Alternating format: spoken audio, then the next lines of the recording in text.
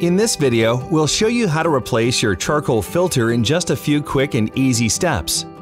Along with the correct filter, you will need a Phillips head screwdriver to complete this task. Over-the-range microwaves have charcoal filters that should be replaced every 6 months to ensure the appliance is working as efficiently as possible.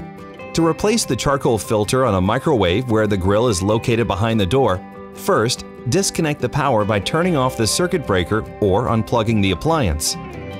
On the top of the microwave, you will find screws securing the grill in place. Remove these screws. Then open the microwave door. Slide the grill slightly to the left and pull the grill away from the appliance. Now you have access to the filter.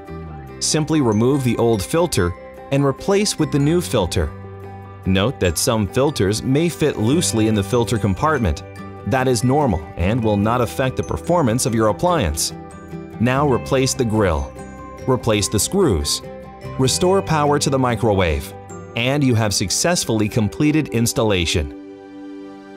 For genuine replacement parts, log on to geapplianceparts.com and be sure to subscribe to our YouTube channel for the latest updates, recipes, and more.